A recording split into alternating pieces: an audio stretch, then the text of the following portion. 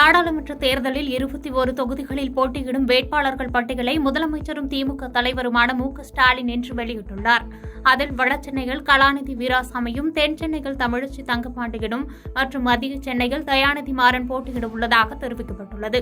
இதேபோன்று ஸ்ரீபெரும்புதூர் டி.ஆர். பாலு, காஞ்சிபுரத்தில் செல்வம், அரக்கோணத்தில் எஸ். ஜெகத் ரட்சகன், வேலூரில் கதிரானந்த், தருமபுரியில் ஆ. மணி, திருவண்ணாமலையில் சி.என். அண்ணாதுரை, ஆரணியில் தரணிவேந்தன், கள்ளக்குறிச்சியில் மலையரசன், சேலம் செல்வ கணபதி, ஈரோடு பிரகாஷ், நீலகிரி ஆ. ராசா, கோவை கணபதி ராஜ்குமார், பொள்ளாச்சியில் கே. ஈஸ்வரசாமி, பெரம்பலூரில் அருண் நேரு, தஞ்சாவூரில் முரசொலி, தேனியில் தங்க தமிழ்ச்செல்வன், தூத்துக்குடியில் கனிமொழி, தென்காசியில் ராணி ஸ்ரீகுமார் போட்டியிடுகின்றனர். மேலும் இம்முறை திமுக வேட்பாளர்கள் பட்டியலில் 11 புதிய முகங்கள் அறிமுகப்படுத்தப்பட்டுள்ளதாகவும் மக்களவைத் தேர்தலில் திமுக சார்பில் போட்டியிட 3 பெண்களுக்கு வாய்ப்புகள் வழங்கப்பட்டுள்ளது குறிப்பிடத்தக்கது. சென்னை அண்ணா அறிவாலயத்தில் உள்ள கலைஞர் அரங்கில் தேர்தல் அறிக்கை மற்றும் வேட்பாளர் பட்டியலை திமுக தலைவர் மு.க.ஸ்டாலின் வெளியிட்டார். அதன் பின்னர் மேடையில் பேசிய திமுக தலைவர் மு.க.ஸ்டாலின், மாநில முதல்வர்களின் ஆலோசனைப்படி ஆளுநர்கள் நியமிக்கப்படுவார்கள். ஆளுநர்களுக்கு அதிக அதிகாரம் வழங்குகின்ற பிரிவு 361 நீக்கப்படும். உச்சநீதிமன்றத்தின் கிளை சென்னையில் அமைக்கப்படும். புதுச்சேரிக்கு மாநில தகுதி வழங்கப்படும் என திமுகவின் தேர்தல் அறிக்கையில் கூறப்பட்டுள்ளது. மேலும் ரயில்வே பயணத்தில் பாஜக ஆட்சியில் ரத்து செய்யப்பட்ட சலுகைகள் மீண்டும் வழங்கப்படும். சமையல் எரிவாயு சிலிண்டர் விலை 500 ரூபாய்க்கு வழங்கப்படும். பெட்ரோல் விலை 75 ரூபாயாக குறைக்கப்படும் என குறிப்பிடப்பட்டுள்ளது. திமுக சார்பில் தேர்தல் அறிக்கை தயார் செய்ய குழு ஒன்று அமைக்கப்பட்டிருந்தது.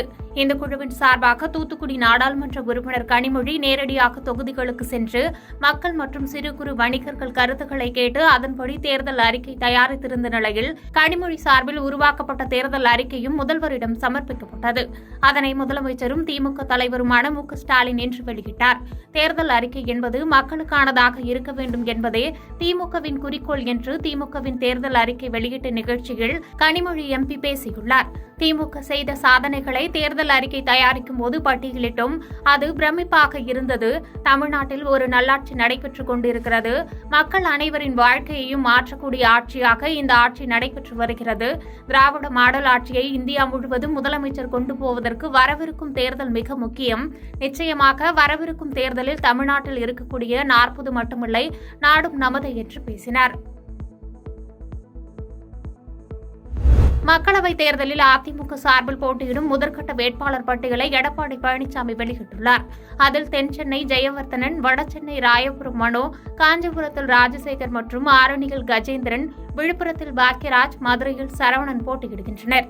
இதேபோன்று சேலத்தில் விக்னேஷ், ஈரோட்டில் ஆற்றல் அசோக்குமார், அரக்கோணத்தில் ஏ.எல். விஜயன், கிருஷ்ணகிரியில் ஜெயபிரகாஷ் போட்டியிட உள்ளனர். மேலும் நாமக்கல்லில் தமிழ்மணி, கரூரில் தங்கவேல், நாகையில் கர்ஜித் சிங்கர், தேனியில் நாராயணசாமி என தெரிவிக்கப்பட்டுள்ளது. அதிமுக சார்பில் போட்டியிடும் 16 பேர் கொண்ட முதற்கட்ட வேட்பாளர் பட்டியலை எடப்பாடி பழனிசாமி வெளியிட்டார். அதன்பின் பேசிய எடப்பாடி பழனிசாமி, அதிமுக கூட்டணியில் தேமுதிகவிற்கு 5 தொகுதிகள் ஒதுக்கீடு செய்யப்பட்டுள்ளது. விரைவில் ஒப்பந்தம் கையெழுத்தாகும் என்று கூறியுள்ளார். புதிய தமிழகம் கட்சிக்கு 1 தொகுதி, எஸ்டிபிஐக்கு 1 தொகுதி என ஒதுக்கப்படுகிறது என தெரிவித்தார். கர்நாடக மாநிலத்தில் உள்ள ராமேஸ்வரம் கஃபே உணவகத்தில் கடந்த மார்ச் 1ஆம் தேதி குண்டு வெடித்தது. என்ஐஏ விசாரணை நடத்தி வருகிறது. இந்த நிலையில் தமிழ்நாட்டில் இருந்து வந்து கர்நாடகத்தில் வெடிகுண்டு வைக்கிறார்கள் என மத்திய இணையமைச்சர் சோபா கருத்து தெரிவித்தார். இதற்கு தமிழக முதலமைச்சர் மு.க.ஸ்டாலின் மற்றும் எதிர்க்கட்சித் தலைவர் எடப்பாடி பழனிசாமி ஆகியோர் கடும் கண்டனம் தெரிவித்தனர். இதேபோன்று பல்வேறு கட்சித் தலைவர்கள் கண்டனம் தெரிவித்து வந்த நிலையில் மத்திய இணையமைச்சர் சோபா தமிழ்நாடு மக்களிடம் மன்னிப்பு கேட்டுள்ளார். இது தொடர்பாக எக்ஸ் பக்கத்தில் வெளியிட்டுள்ள பதிவில், என்னுடைய தமிழ் சகோதரர்கள் சகோதரிகளுக்கு யாரையும் புண்படுத்தும் வகையில் நான் அவ்வாறு குறிப்பிடவில்லை. இருந்தபோதிலும் என்னுடைய கருத்துக்கள் வலியை ஏற்படுத்தியதாக பார்க்கிறேன். இதனால் நான் மன்னிப்பு கேட்கிறேன் என்று தெரிவித்த அவர், என்னுடைய கருத்துக்கள் ராமேஸ்வரம் கஃபே உணவகம் குண்டுவெடிப்பு தொடர்பாக கிருஷ்ணகிரி வனப்பகுதியில் பயிற்சி மேற்கொண்டவர்களை பற்றி குறிப்பிடும் வகையில் அமைந்தது மட்டுமே. தமிழ்நாட்டில் உள்ள யாரேனும் பாதிக்கப்பட்டிருந்தால் என்னுடைய இதயத்தின் ஆழத்தில் இருந்து மன்னிப்பு கேட்டுக்கொள்கிறேன். மேலும் என்னுடைய கருத்துக்களை திரும்ப பெறுகிறேன் என குறிப்பிட்டுள்ளார்.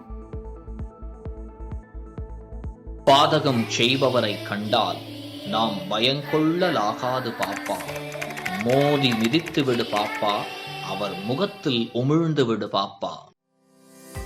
அண்மை செய்திகளை உடனுக்குடன் தெரிந்து கொள்ள இணைந்திருங்கள் இயம்நாடு தொலைக்காட்சியுடன்.